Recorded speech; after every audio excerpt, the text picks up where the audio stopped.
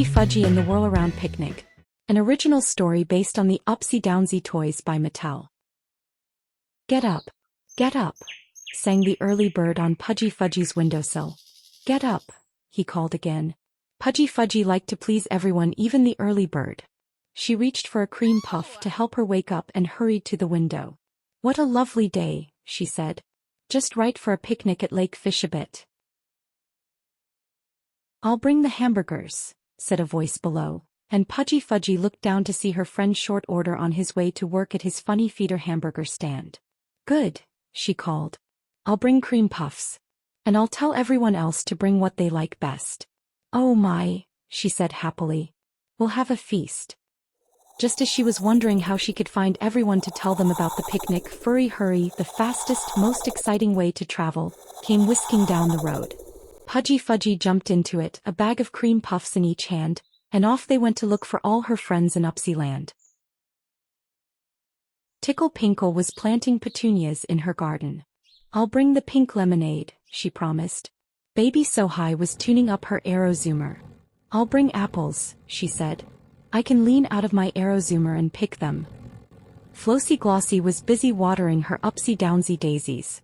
I'll bring daisy cookies, she decided. All yellow cream with fudge centers. Tingle Dingle and Foozy Woozy were going round and round as usual on the happy-go-round. We'll make a cake, Foozy Woozy promised. I'm very good at mixing things up. And that was true, since Foozy Woozy was so dizzy when she stepped off the happy-go-round that she usually went right on turning. See you at the picnic, Pudgy Fudgy called, and Furry Hurry whisked her off to Downsy Land to deliver the rest of her invitations. I'll bring oatmeal sandwiches, exclaimed Miss Information when she heard the news. If we're lucky it will rain. I just love oatmeal sandwiches in the rain, don't you?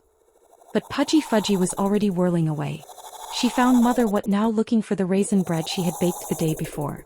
I do hope I find it, she said, peering under the kitchen table. If I do, I'll bring it with me to the picnic. Fine, Pudgy Fudgy said. Raisins are so delicious. Oh, I didn't put in any raisins, Mother What Now said, looking behind the washing machine. Forgot all about them. But I put in plenty of gumdrops, so I don't think you'll miss them. Away went Pudgy Fudgy past the funny feeder where Short Order was frying hamburgers and Gooey Chewy, his very best customer, was watching him. You come too, Pudgy Fudgy called to Gooey Chewy. She knew Gooey Chewy would want to share her whole pocketful of peppermint-striped gum with her friends. Now only Pocus Hocus and Downy Dilly were still to be invited. She found them trying to fix Downy Dilly's footmobile. It had a blister on one heel. We'll bring magic strawberries, Pocus Hocus promised. They'll fall right out of the sky, like this. He waved his magic wand and fruit began falling all around them. Not strawberries, however, for as usual something had gone wrong. It was watermelons that came tumbling down and everyone had to run for cover, even the footmobile, which hobbled. See you later, Pudgy Fudgy called. Away she went to wait for her guests on the banks of Lake Fishabit. It was a pretty spot she had chosen. Furry Hurry settled down to rest under a tree, and the early bird, who had been following Pudgy Fudgy around all day, came to help keep her company. Picnic, he sang, and Pudgy Fudgy gave him a cream puff. She had one too and then another. Goodness, she said, where can everyone be? A good picnic needs more than one person, one bird, and 2 bags of cream puffs. She waited a while longer. If they don't come soon it will be too late, she sighed. The sun is starting to go down. And then she thought of something so startling that she swallowed a whole cream puff in one bite. Oh my, she squealed. I forgot to tell them where the picnic would be. Furry Hurry woke up and started whirling. Forgot, sang the early bird. Forgot. We'll have to find them, Pudgy Fudgy exclaimed. And we must hurry or it will be too dark to see. We'll try the wetter better desert first, she told the top. Miss Information likes rainy picnics and it rains every day on the wetter better desert. When they reached the desert there, sure enough, were Miss Information and Mother What Now waiting patiently for a rain cloud to come by. Follow me, called Pudgy Fudgy. She flew down the road with Mother What Now's go-getter and the Miss Information booth rolling along behind her. Soon they reached the Sleepy Deepy River. Pocus Hocus, Downy Dilly, Flossie Glossy and Tickle Pinkle were sitting on the riverbank. "Follow me," Pudgy Fudgy shouted. "Baby So High likes high places, so I think she may have gone to the flat Azamat Mountains."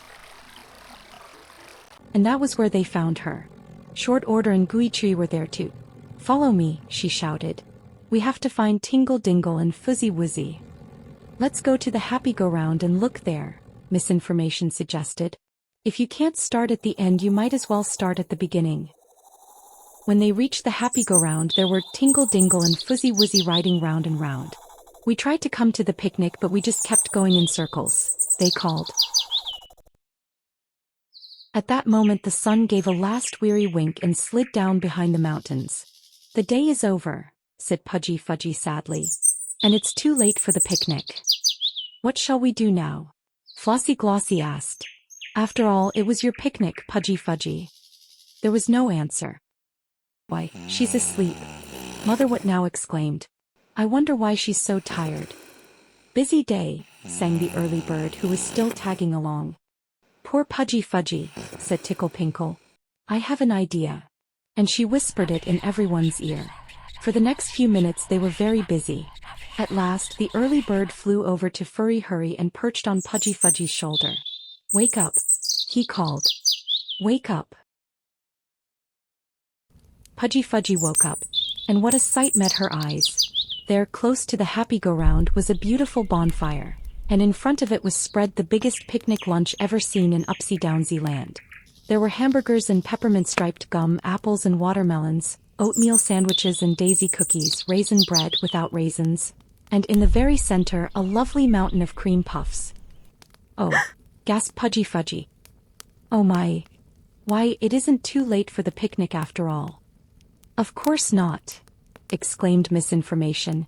"And if it isn't too late, then it can't be too early either. Let's eat." That was what they did. And afterward, everyone took a ride or two on the happy-go-round just for fun before they started for home.